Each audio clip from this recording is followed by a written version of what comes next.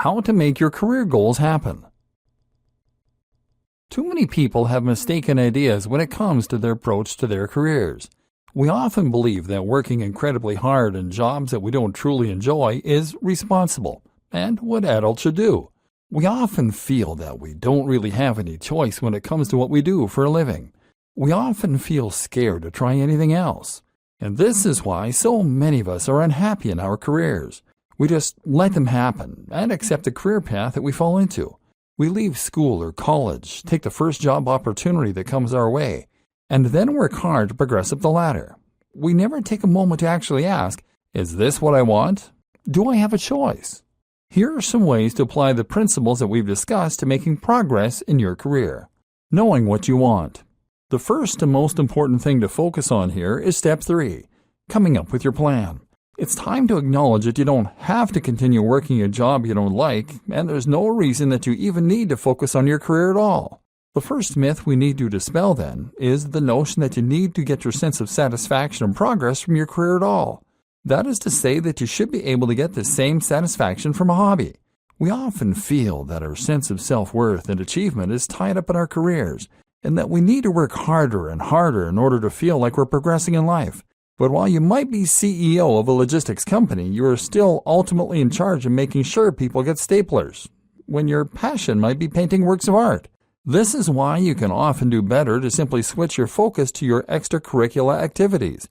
My sister did this as an artist when she realized that the reality of her intended field, creating props for movies, was not quite as idealistic as she had hoped. So instead, she took on a job that would pay the bills by working as a saleswoman, and then used her spare time to work on her creations in her own time.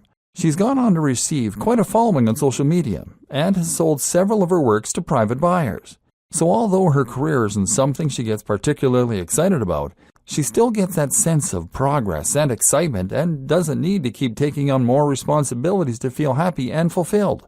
And that also brings us to the other point. Your wealth isn't entirely determined by your career either. You can just as easily augment your income through other means, whether that means renting out your room or whether it means cutting the neighbor's hair. This is once again why it is important to consider the precise nature of your goals. If your goal is to be richer, then you can do it by shrinking expenses, by finding other sources of income, etc. If your goal is to get more status, then you may be happy to progress in your current career.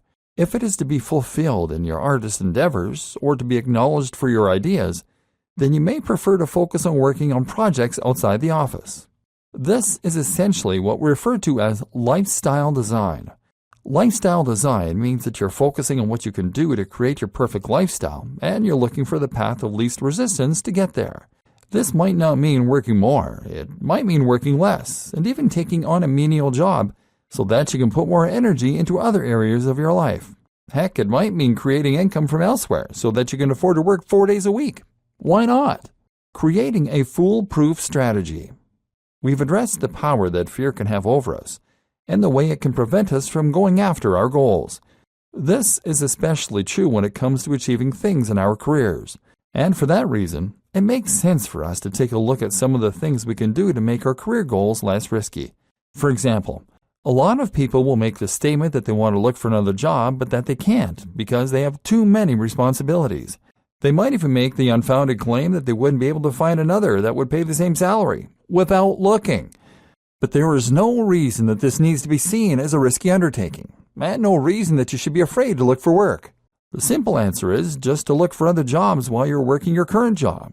Spend a couple of evenings looking at other jobs and applying for them, and only leave your current job when you have found a new one. Zero risk. The same goes for starting a part-time business. You don't have to immediately transition from one job to another when you can simply use your spare time in the evenings or in the weekends to work on your new business idea. Only once you are certain it works should you then consider leaving your current job in order to take on the new one, and this will present you with another risk-free way to transition to a job or career you love. You can even try reducing your work hours, and then use that extra free time in order to work on your business. Take a part-time job, and during your longer free hours, work on your business project. The same goes for investment. If you need investment to create a business idea, then there are lots of risk-free ways to get it. Using Kickstarter these days is a great option, for example, and involves zero risk as well as a great way to test the reception for your idea. Likewise, you could ask your parents for investment. You could get a business partner friend, or you could take out a credit card loan.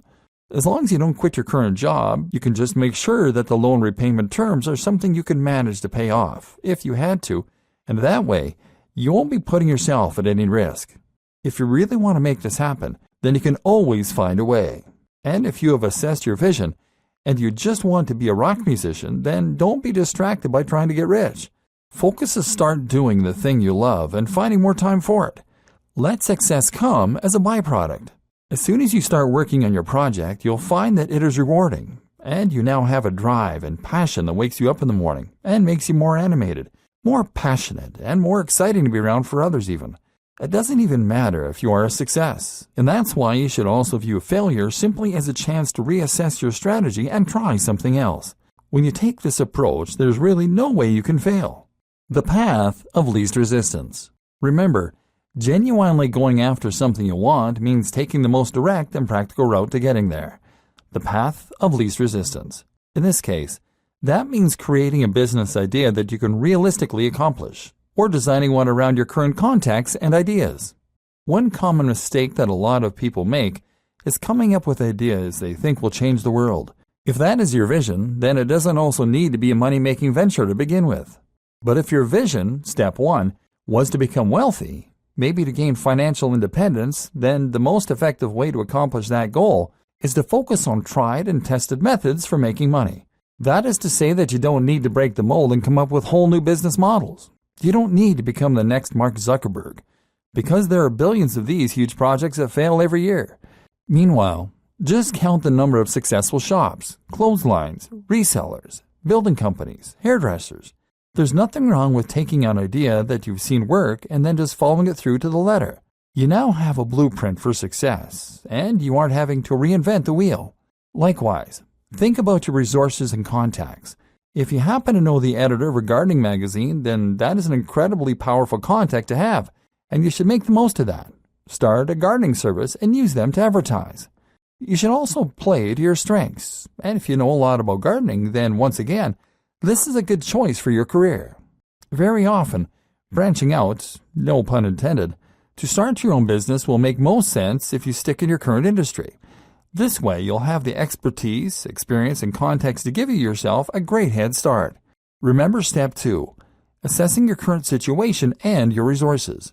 Make a list of everything you have available to you, all your skills, all your limitations, and then think about what business and lifestyle changes will help you to get there. The fail-fast model. Remember when we discussed how fear could hold some people back, and one way this presented itself was when someone would work on perfecting their product without actually releasing anything? Not only is this a blatant delay tactic, but it also means that if you eventually do release your product, you risk suffering a devastating defeat if it doesn't go to plan. This happened to a friend of mine who had an idea for a business and then spent the next 3 years perfecting it. He trademarked the business name, took on a legal advisor, even paid for an expensive launch party, all for what essentially amounted to a website. He tested the site in every browser and every display size meticulously. He conducted copious amounts of market research, and he paid for tons of server space and bandwidth, ready to cope with the inevitable huge amounts of traffic. But his upfront and ongoing costs were so high that he went bankrupt almost immediately. The opposite approach is the fail-fast model. If you have an idea for a business, then you should create an MVP or minimum viable product. This is the most basic, affordable, and easy version of your product or service that you can release to the market immediately. That way, you can now test market response to it without having invested lots of your time and money into it. You throw lots of ideas at the wall, quickly putting together something that works. If the idea is successful, you can then invest time and money into it. If it isn't, you iterate, learn from your mistakes, and move on.